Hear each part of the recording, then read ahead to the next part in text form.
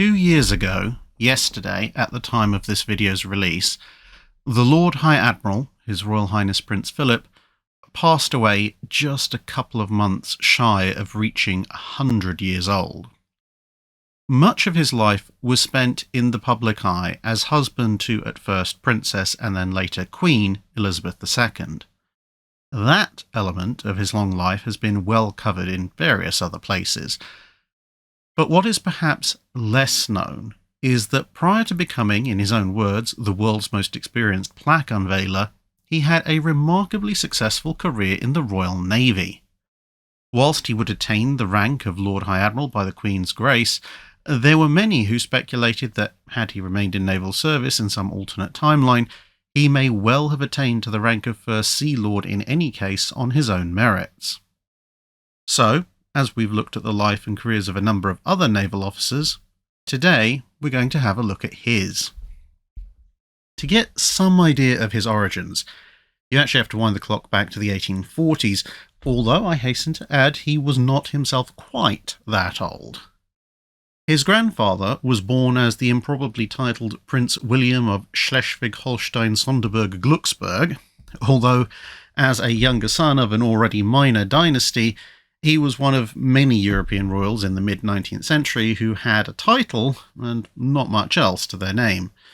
Moderately well-off middle-class families lived in more luxury. But sometimes a title can change things a lot. In 1863, William's father became King Christian IX of Denmark by virtue of being a distant relative of the previous and childless King Frederick VII. Suddenly, somewhat elevated in the world, in that same year one of his sisters became the Princess of Wales, and diplomats from Greece rocked up and asked, would young William like to try his hand at being the King of Greece? Other family members would go off to similarly high stations, but William would find himself the compromise candidate for the still recently independent Kingdom of Greece. The first attempt at having a king hadn't gone particularly well. The man chosen had been a tactless idiot, and the most popular choice to replace him wasn't available due to a conflict of interest. Of course, William wasn't a particularly Greek name, so upon coronation he became King George I of Greece instead. And if you remember in later years the Greek cruiser Georgios Averof, you realise that's a much more Greek-sounding name when you're actually in Greece. Thanks to an enthusiastic approach to ruling, his popularity was pretty much the inverse of the popularity of the general Greek governments, the Greek populace going through those at a rate of about one every 7 months for about 2.5 decades. He would marry a young Russian duchess, who became Queen Olga, and the couple went on to have 8 children, the penultimate of which was a boy named Andrew. For the son of a Danish prince and a Russian duchess growing up in a palace where the taps were as likely to dispense cockroaches as water, the mobs that had gotten rid of the previous king hadn't exactly been too kind to the palace, Andrew, or Andrea as he was known in Greece, seemed to embrace Greek identity wholeheartedly. At age 20 he became a cavalry officer, and he met Princess Alice of Battenberg, whom he would later marry.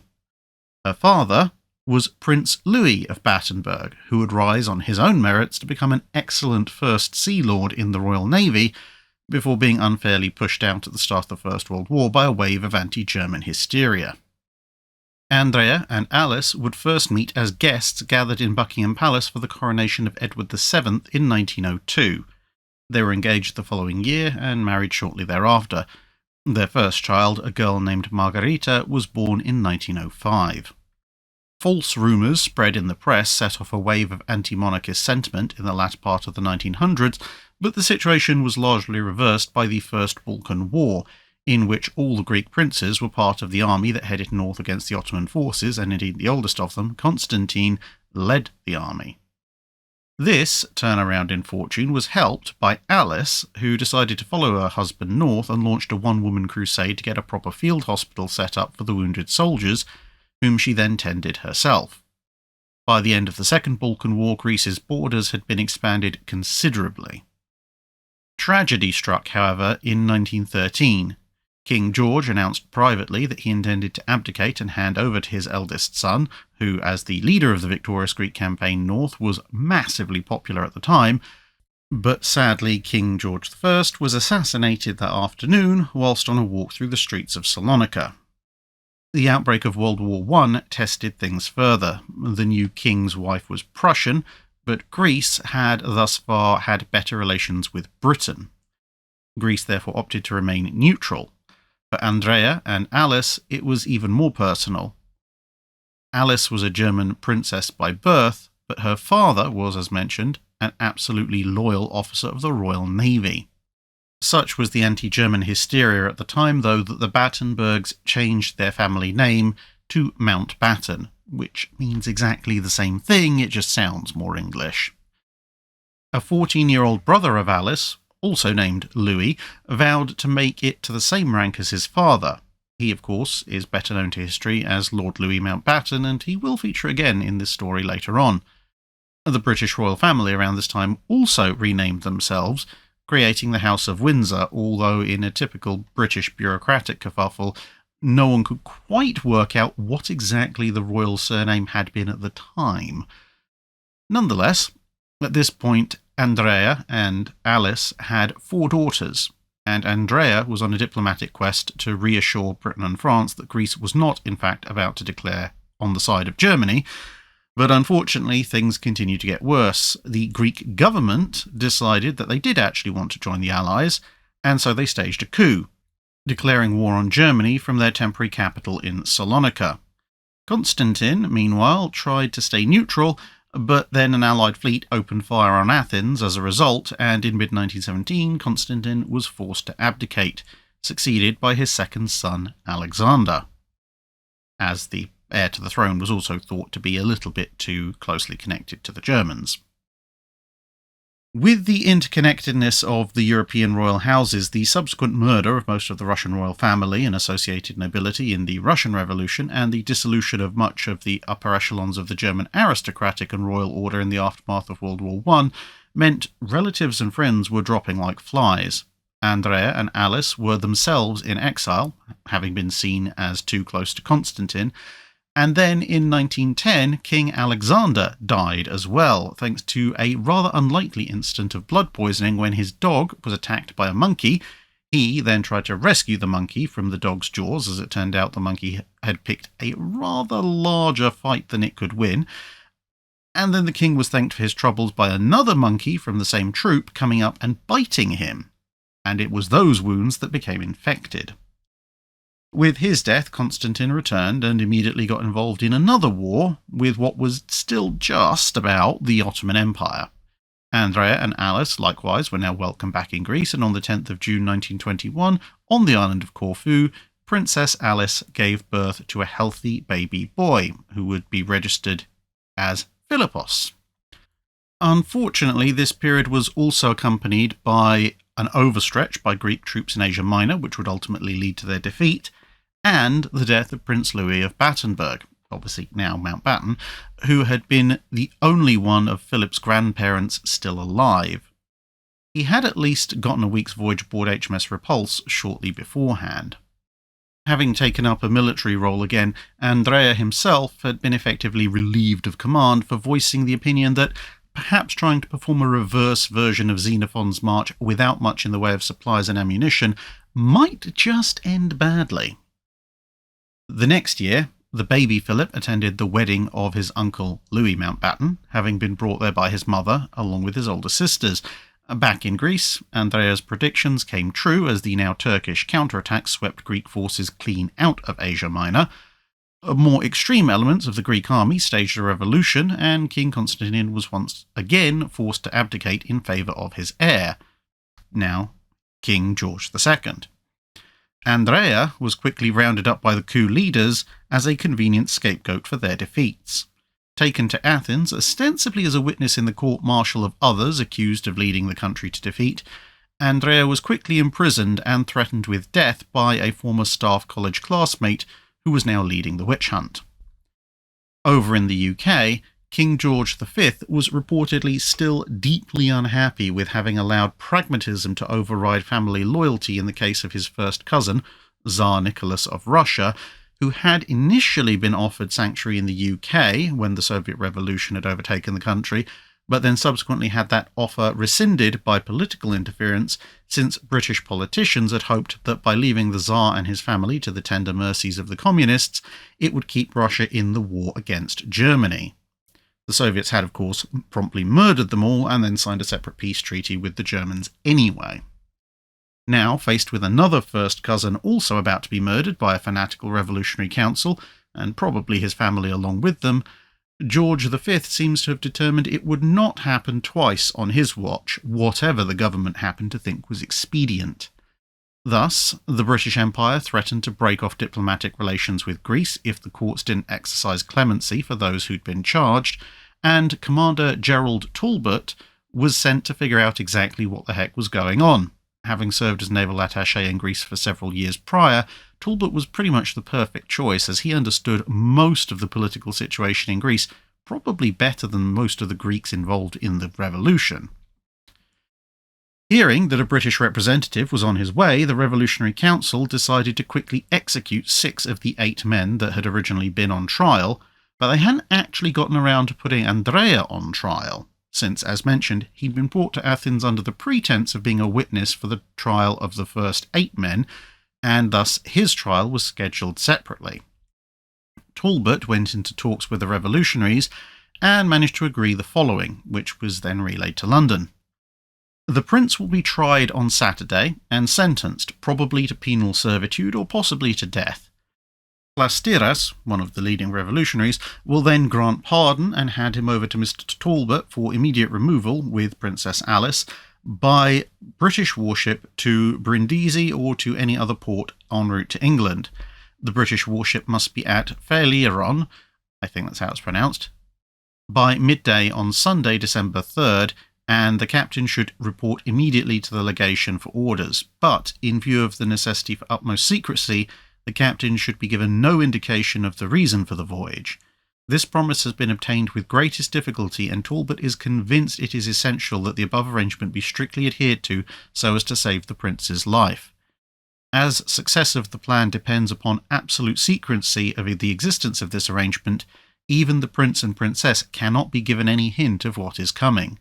Talbot is convinced that he can rely on the word given him, and I see no other possibility of saving the prince's life. 2 days later, Andrea was tried and convicted in a very Cardassian tribunal, and the day after, Talbot quickly snuck him down to a quayside where the cruiser HMS Calypso was waiting, with Princess Alice already aboard. The ship set sail for Corfu at speed, picking up the rest of the family and their entourage, including the young and oblivious Prince Philip, who was only 18 months old. Philip spent the voyage in a converted fruit crate that the ship's officers had fashioned for him. The family was then landed in Italy, where Philip was noted to have spent much of the journey by train, heading north, licking the windows with great enthusiasm. The train went via Rome and then on to France, where the family settled in Paris for the moment, as the politicians in the British government had kicked up a fuss again, because apparently saving an innocent family's life from the hands of a bunch of murderous fanatical revolutionaries inconvenienced them. At the end of the year, with Parliament on a break for Christmas, they managed to sneak across into the UK anyway and meet with the king, but they ultimately decided to set up shop in Paris, which was something of a hotspot for wandering displaced royals in the aftermath of the various revolutions across Europe in the aftermath of World War I.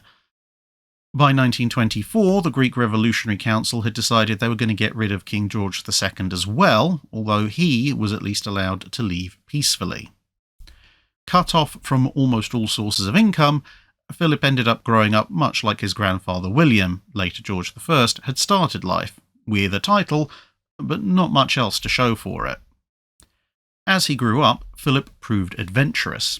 The first trip to London that he could remember, although it was in fact his third, in the latter part of 1924, saw him insist on riding on the upper open deck of the buses, whatever the weather, so that he could see London better. He and his sisters would spend the summers near Marseille with a family of fellow Greek émigrés, where he enjoyed getting up into mischief, but also showed a kinder side, as when the eldest daughter of his hosts was immobilised due to a fall, he would sit and talk to her for hours, and then tried to gift her his meagre supply of toys when she was denied some on the grounds of the plaster casts on her legs, apparently making her unable to play. Much of his life was now spent with friends, family, and distant relations across the safer parts of Europe, in part because of increasing strain on his parents' marriage, and in part because he and his sisters staying elsewhere meant that their hosts were the ones who would see to their costs of food, clothing, and education. Once in formal schooling, Philip proved industrious, wishing to learn everything he could, and becoming best friends with two Chinese boys, the sons of the Chinese ambassador to France, who taught him Chinese martial arts as he taught them the subtle arts of mischief. And yes, that does mean that Prince Philip did in fact know Kung Fu. Unfortunately, the latter half of the 1920s saw Princess Alice spiral rapidly into some sort of mental illness, and by 1930 she'd been committed to a sanatorium where she would remain for the better part of a decade. This seemed to have quite an effect on Andrea as well, who took to wandering Europe and left Philip largely in the care of the Mountbattens, who were of course Alice's family. His sisters were all in the process of getting married, but Philip was only 8 and found himself displaced in the world once again. From age 9 to 16, Philip grew up under the care of George Mountbatten, Marquess of Milford Haven and Louis Mountbatten's older brother. He had also been a naval officer, and an extremely inventive and intelligent one at that, although his attentions when making something new were as likely to be to make his own cabin more comfortable, fans and various other things, as they were to assist in bringing destruction to the king's enemies, which he also did. It is probably in this period that Philip picked up a lifelong enthusiasm for new technology. In later years, it was notorious that when he visited the Ideal Home Show in London, he would usually rock back up at the palace with some new bit of technology or other for people to use. In any case, George Mountbatten had only recently left the service to make some money in business, as the Great Depression and spiralling German inflation had wiped out much of his financial assets, which were of course still partially tied up in Germany. In this endeavour, he would also prove to be successful, going on, amongst other things, to become the chairman of Marks and Spencer, which those of you outside of the UK probably have no idea what it is, but it's a relatively high-end chain of stores. Philip would make regular trips to Germany to visit his sisters, who had all agreed to marry into what was left of the German aristocracy, and so there were many weddings to attend. But his schooling was now held at Tabor Court in Cheam, Surrey, funnily enough about 5 minutes away from where I grew up many decades later. Here he won various prizes for both academic pursuits and sporting endeavours: mathematics, French, hurdles, high jump swimming, diving, and others. But in 1933 he had to leave. His immediate family, in particular one of his sisters, had insisted he be schooled in Germany, which of course had recently seen Hitler come to power. The school in Salem, or called Salem, was run by Kurt Hahn, a German Jew with a view that school should be a succession of difficult challenges. In overcoming them, a schoolboy would have his character shaped for the better, and also hopefully find where his real interests and goals lay. Failure was an option, but was only a bad thing if you failed to pick yourself up, learn from it, and adjust your approach to ensure you got closer to success the next time. As both a Jew and politically opposed to Hitler, Hahn was a little bit of an obvious target and was soon arrested, freed only by British intervention, and thus forced to flee to Britain for his own safety. Keen to facilitate an alliance with the British, the Salem School was temporarily allowed to continue its teaching program largely free of Nazi influence. However, this freedom rapidly disintegrated over the course of the academic year, and with Philip speaking precious little German, but finding the increased goose-stepping and Heil Hitlering a subject which he openly mocked, it was decided that he should probably return to Britain, taking up schooling again at Gordonston in Scotland, where Hahn had set up a school in the image of his previous academy in Germany. To be fair, Hahn had initially welcomed the idea of the National Socialist Party restoring Germany to its former strength and glory, But by now he was thoroughly disillusioned and advocated and campaigned for their removal from power. Philip was inducted into the school, which was on somewhat run-down grounds. This, however, was seen as another opportunity for character building as the boys helped to restore the school building and grounds in between lessons, picking up several useful skills along the way. Significant physical exercise was involved in the school program, including learning how to sail. Philip picked up a passion for speed, finding himself a bicycle to better get to the sailing marina, and later on in life making something of a go at motorsport, but the sailing lessons seemed to resonate with him, and he would spend much of his free time at the marina helping and sailing with the locals. As the 1930s progressed, Philip could also be found sailing cutters and other craft with his schoolmates progressively further and further from the school. A slightly larger vessel owned by the school was taken by Philip and the Sailing Guild all the way to Norway. In 1934, whilst attending a relative's wedding, Philip would unknowingly come across his future bride, who was one of the bridesmaids whilst he was a guest.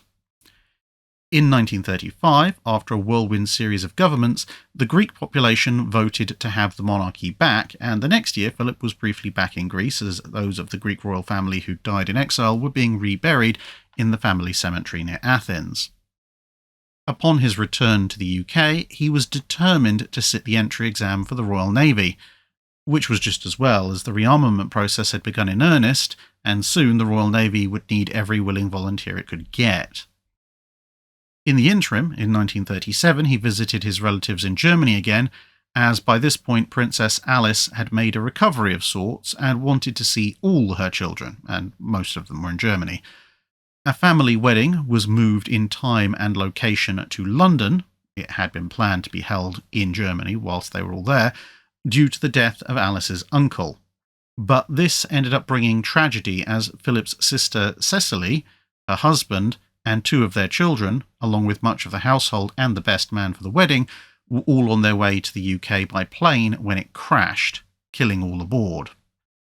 This seemed to affect Philip deeply, not helped by the fact that shortly thereafter, George Mountbatten, who had been his father figure for at least half his life at this point, slipped, fell, and broke his femur, which was annoying but not necessarily terrible at the time, but its failure to heal revealed a deep bone cancer that went on to kill him less than a few months later. His younger brother, Louis Mountbatten, now a captain in the Royal Navy, would be left to take charge of what was left of Philip's upbringing. At this stage, Philip had taken to the idea of becoming a fighter pilot, in line with his love of speed, but Louis seems to have steered him back toward the Navy, which is probably just as well for us, as otherwise Philip would likely have qualified just in time to become a green pilot involved in the Battle of Britain. He instead passed the entry exam to Dartmouth, somewhere in the middle of the class. In May 1939, he finished his formal education at Gordonston and took up his place as an officer cadet at Dartmouth Naval College. Here he would run into Princess Elizabeth again when in July the royal yacht showed up with Louis Mountbatten in command, and Philip was a guest aboard several times. When the yacht left, a number of cadets decided to take control of various small rowing craft to escort the royal family out of Dartmouth. As the motorised vessel picked up speed, the cadets gradually fell away until only the extremely competitive Philip could be seen just about keeping up. King George VI, himself an ex-naval officer, had to yell at him to turn back as they were getting dangerously close to the open sea. Summer break saw Philip head down to Greece, and he was there when war was declared on September the 3rd, 1939. Now second in line for the Greek throne, he was faced with a decision. Did he stay in Greece, just in case tragedy moved him up to heir apparent, as the only person sitting between him and that position was a young baby boy who had yet to be born? If he didn't, then, well, all his surviving sisters were in Germany, and they were deeply enmeshed in the Nazi regime. On the other hand, he regarded England as his home. After a quick talk with his family, he made his decision and headed back to Dartmouth, throwing himself into his lessons with a will and becoming the top cadet at the college. Unfortunately, upon graduation, he was told that as a foreign citizen of a neutral country, he could not serve in an active war zone, and all applications for him to become a British citizen had been suspended for the duration of hostilities. Here, connections turned out to be useful. Louis Mountbatten began to pull strings behind the scenes and suggested a temporary compromise. He could be sent to the China station. This would allow Philip to continue his career in the Navy, but serve in an area that wasn't currently a war zone. Philip, who wanted to get stuck into the fight, was more than a little disappointed to find himself as a midshipman assigned to the battleship HMS Ramillies, which was destined to ply the Indian Ocean, escorting Australian and New Zealand troop convoys. His conveyance to the old ship, which was stationed in Ceylon, now Sri Lanka, was the Australian light cruiser HMAS Hobart. Ramillies made a voyage down to Australia and then back up to Aden, before Philip was then transferred to the heavy cruiser Kent. Initially, he didn't like this much as he was just getting used to the routine on Ramillies, but he soon found the transfer much to his approval, as the heavy cruiser had far better ventilation systems, which made it possible to actually sleep below decks instead of in a camp bed out in the open. The ship headed for India, picked up a troop convoy, and led them back to Europe via South Africa, which pleasingly meant he almost certainly would have encountered able seaman Just Nuisance, the mighty Great Dane of Cape Town, when the convoy paused there. Kent headed back across the Indian Ocean, and Philip was moved again to the Shropshire, somewhat disappointed that an enemy raider, most likely a Hilfskreuzer, had been reported in the Indian Ocean, but Kent had not run into her. Shropshire was bound for the Red Sea to run convoys down the east coast of Africa. Whilst she was in the Red Sea, Italy entered the war, and in October of 1940, Italy invaded Greece. This meant that Greece was now at war with Italy and Germany, and thus on the Allied side, and for Philip, this meant he was now free to be assigned to a combat zone, as he was no longer a foreign citizen of a neutral country, but a foreign citizen of an Allied country. And so, in December 1940, he found himself on a train heading across Egypt, bound to take up his position aboard the battleship HMS Valiant. A few days into 1941, he got his first taste of action with a bombardment of Bardia, followed by seeing the cruiser Southampton hit repeatedly and left in a sinking condition by Stukas, and the destroyer Gallant being towed home after losing her bow to a mine. Valiant herself had to dodge a couple of airdrop torpedoes, and a little later on he was treated to a ringside seat of the bombing of HMS Illustrious, all of this occurring under the banner of Operation Excess. Valiant was also a target of dive bombers, but the closest the Germans managed at that time was to get some near misses. After a short period of leave, he was back aboard Valiant for convoying troop transports to Greece, and on the 27th of March, the fleet left Alexandria. Valiant followed Admiral Cunningham aboard Warspite, with Barham following up behind, and behind that came the carrier Formidable and 9 destroyers as escort. The next day, guided by ultra-intelligence, although obviously no one knew that at the time, and aerial reconnaissance, the Battle of Cape Matapan began. This I've covered in more detail in another video that I've done, link hopefully definitely in the video description and hopefully up top as well. But very briefly, the day engagement between British cruisers and an Italian force led by the battleship Vittorio Veneto mostly went the Italians' way, with the British ships forced to fall back under the cover of smoke, until torpedo bomber strikes by Formidable and a few other nearby Swordfish damaged the Italian battleship and crippled the cruiser Pola. Cunningham pressed on into the night, seeking his enemy via radar. In a later interview, Philip described the experience thus. Quite how information about what was going on percolated to the gunroom is a mystery, but even the midshipmen were becoming aware that the Italian fleet was thought to be at sea, and that there might be a chance of catching them. There was definitely a special atmosphere of anticipation and something dramatic in prospect when the fleet put to sea from Alexandria during the night of the 27th of March. My action station was on the bridge, and at night I had control of the port searchlight, so I managed to gather roughly what was going on by overhearing snippets of conversation from the compass platform. My impression was that an Italian battle fleet was at sea and was engaged in a fight with our light forces of cruisers and destroyers, which were attempting to lure the Italians towards our battleships. Then the carrier, HMS Formidable, pulled out of the line to fly off a strike of Swordfish torpedo bombers. The general impression was that there might be the chance of catching the Italian heavy ships, provided they kept up their chase of our cruisers. Later, just before dusk, Formidable flew off another strike. It then transpired that the Italians had turned away after some of their ships had been hit by torpedoes from the Swordfish. The chase went on into a still, calm night, although it was apparent that our cruisers and destroyers were busy further north. My recollection is that Valiant was the only capital ship fitted with what is now known as radar, but was then known as RDF, and was therefore stationed immediately astern of HMS Warspite, Admiral Cunningham's flagship. As far as I was concerned, it seemed there was little chance of our catching up with the retreating Italians, and as it got dark, there was a general air of anticlimax. Then, suddenly, in the quiet of the night, came a report from our RDF operator that he had an echo on the port bow at about 5,000 yards of what appeared to be a stationary ship. I turned my searchlight onto the bearing given by the RDF operator in hope of seeing the target. Just then, the destroyer Greyhound turned her searchlight on, which I think picked up an Italian destroyer, but the loom was enough for me to make out a ship on the horizon. I seem to remember that I reported that I had a target in sight and was ordered to open shutter.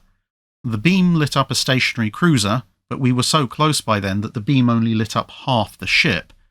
At this point, all hell broke loose as all of our 8 15-inch guns, plus those of the flagship and Barham's, started firing at the stationary cruiser, which disappeared in an explosion and a cloud of smoke. I was then ordered to train left and lit up another Italian cruiser, which was given the same treatment. By this time, the night was full of smoke, loud bangs and flashes, and the dark shapes of our destroyers, with their coloured recognition lights appearing and disappearing. That bit of the Mediterranean then became a very dangerous place. There must have been some 20 British and Italian warships dashing about in every direction at high speed. It was at this point that the C&C ordered all ships not engaged in sinking the enemy to withdraw to the northeast. Bangs and flashes went on for a bit, but then things gradually calmed down. The next morning, the battle fleet returned to the scene of the battle whilst attempts were made to pick up survivors. This was rudely interrupted by an attack by German bombers. Fortunately, they missed, although Valiant was straddled diagonally from port quarter to starboard bow. A Royal Marine sentry on the quarterdeck was killed by a splinter, but otherwise no damage was done, except that the 2 bombs going off virtually simultaneously made the whole ship flex along its length. The only result was that some of the hatches in the armoured deck took some time to be forced open. The return to Alexandria was uneventful, and the peace and quiet was much appreciated.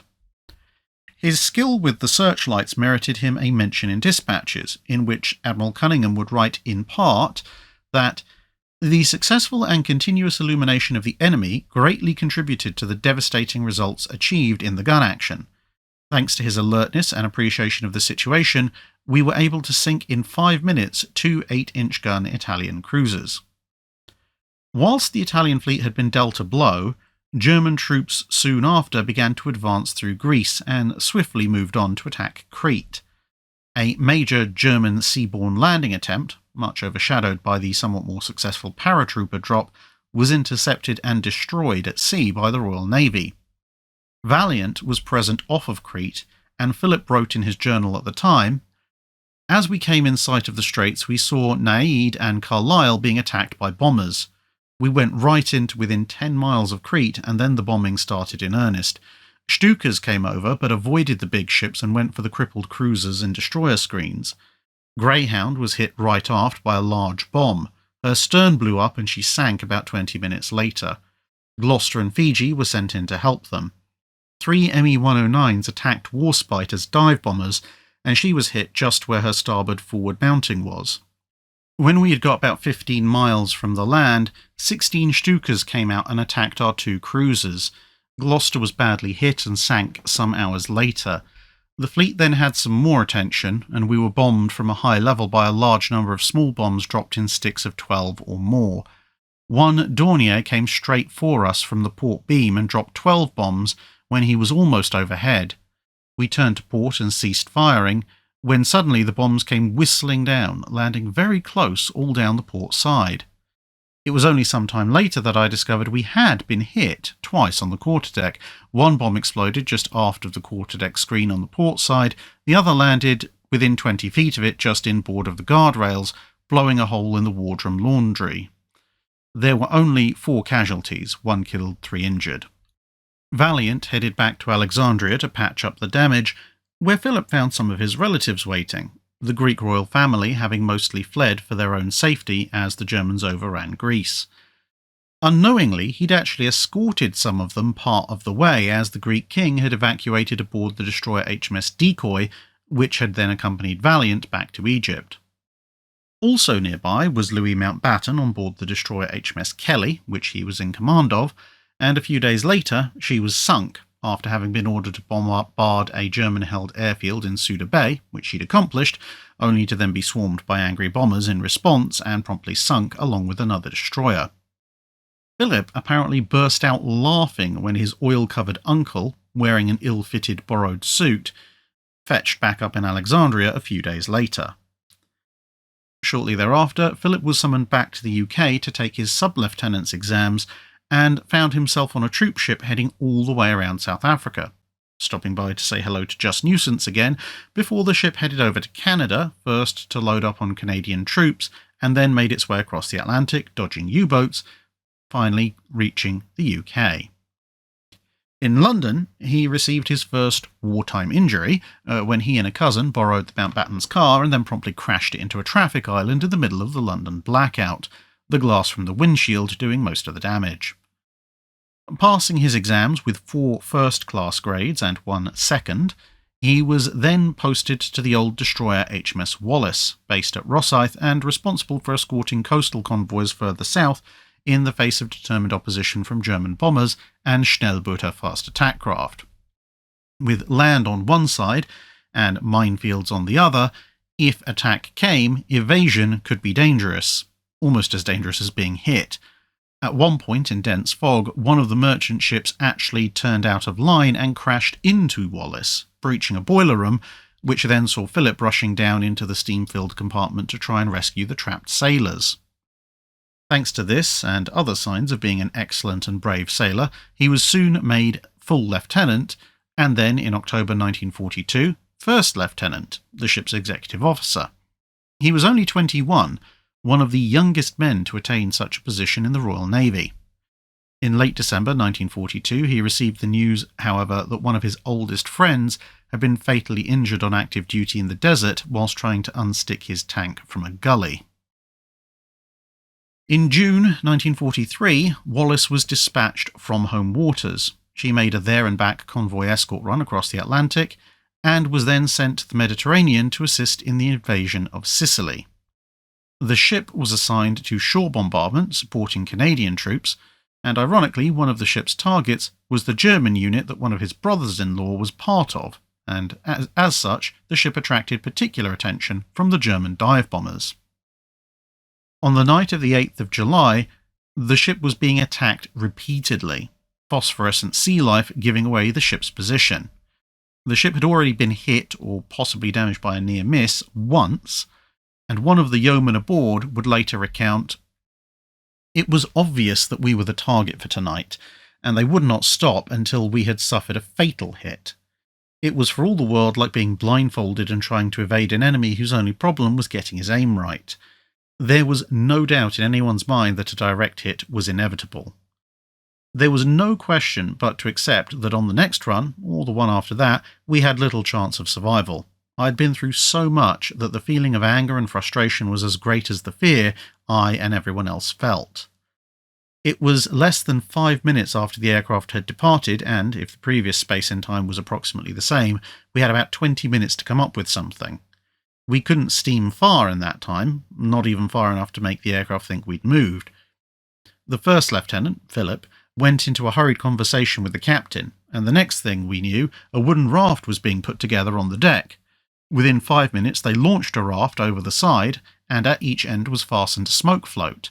When it hit the water, the smoke floats were activated, and billowing clouds of smoke interspersed with small bursts of flame gave a fairly convincing imitation of flaming debris in the water. The captain ordered full speed ahead, and we steamed away from the raft for a good 5 minutes, and then he ordered the engines stopped. The telltale wake subsided, and we lay there quietly in the soft darkness and cursed the stars, or at least I did. Quite some time went by until we heard aircraft engines approaching. The sound of the aircraft grew louder until I thought it was directly overhead, and I screwed up my shoulders in anticipation of the bombs. The next thing was the scream of the bombs, but at some distance. The ruse had worked, and the aircraft was bombing the raft. I suppose he was under the impression that he had hit us in his last attack and was now finishing the job. We lay there waiting for him to leave, which he did, and in view of the solitary attacks so well spaced apart, we were convinced he would not return. It had been marvellously quick thinking, conveyed to a willing team and put into action as if rehearsed. Prince Philip saved our lives that night. I suppose there might have been a few survivors, but certainly the ship would have been sunk. He was always very courageous and resourceful, and thought very quickly. You would say to yourself, what the hell are we going to do now? And Philip would come up with something. Once the excitement had died down, Wallace was sent to refuel and rearm at Malta, where Philip came into contact with Louis Mountbatten again, who was now on his way to take command of the Southeast Asia Theatre. Philip wrote to him shortly thereafter, with sarcastic humour, "What are they going to make you? Acting Admiral of the Fleet or something? You'd better be careful. Before you know what, you'll have the prospect of 40 years without promotion in front of you. What a thought. As a string puller, of course, you've practically lost all value. You're so big now that it might smell of nepotism." Just to make sure I had the right word, I looked up in the dictionary, and this is what it says: undue favour from holder of patronage to relatives, originally from Pope to illegitimate sons called nephews.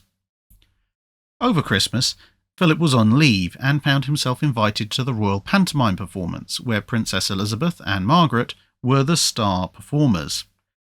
It was at this stage that Elizabeth and Philip seemed to have finally reached the same page as to their general intentions towards one another, although her family were a little less enthused on account of their relatively young age.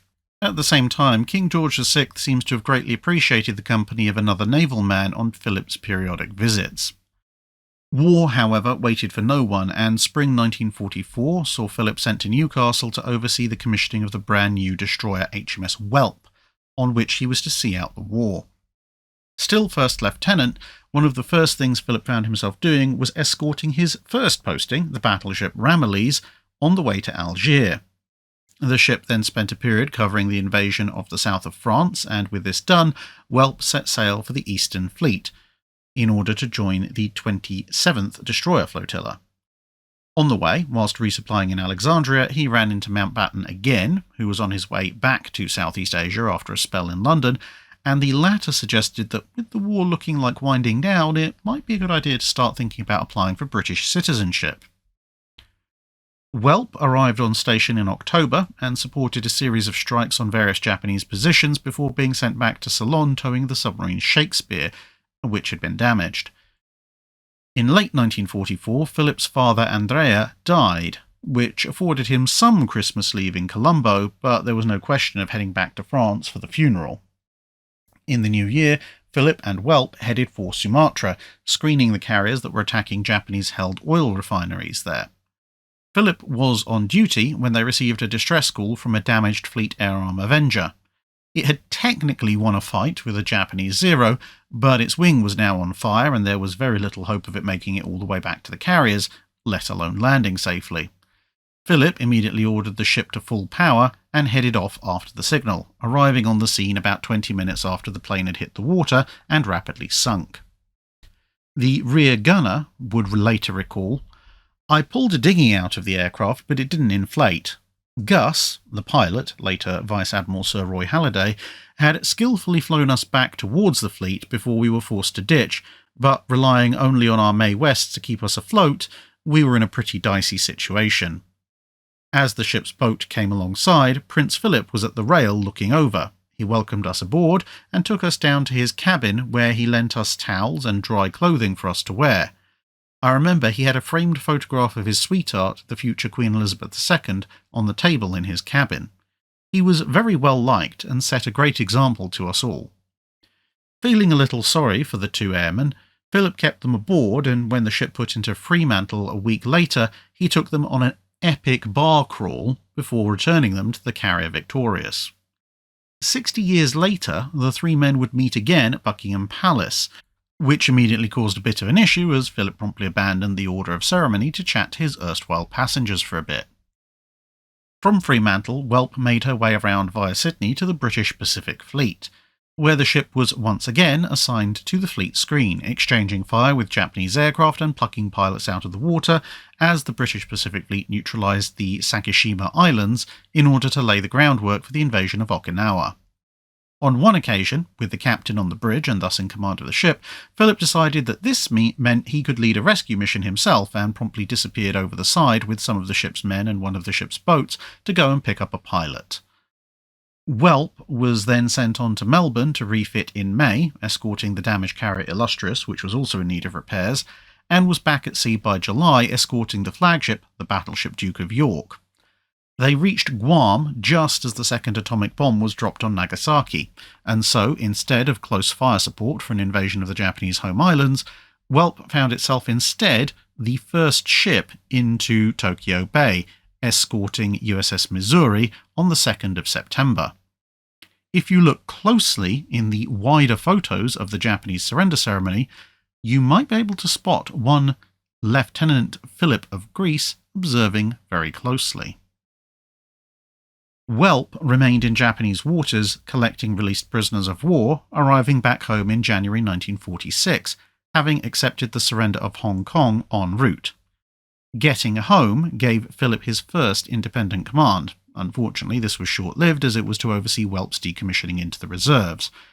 Welp would actually be reactivated a couple of years later and sold to South Africa, where she would serve until the 1970s. Philip was then assigned to teach at a series of naval training centres, which was less to his liking than an assignment on a ship, but it did afford him more time to visit Buckingham Palace or wherever it was the royal family happened to be at the time. A brief tour through Europe to attend one of his sister's weddings, as she'd been widowed during the war, and collect what was left of his father's effects, was wrapped up in under a month, and then it was back to the UK. By summer 1946, he was unofficially engaged. This wasn't entirely a fairy tale romance. The young couple, to be fair, seemed quite sure about things, but the stuffier upper echelons of the establishment thought that Philip hadn't gone to the right school, he didn't have refined enough manners, and they said he didn't know exactly which clothes went with which social event.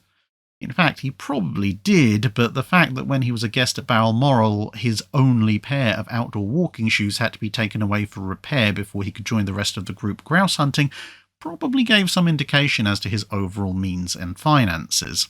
These courtiers also didn't like the fact that Philip, with a lifetime of self-reliance and a wartime career under fire, tended to approach problems simply by just doing something about them and not prevaricating about whether it was beneath one's station to get involved or what particular grade of servant you should call to attend to the matter.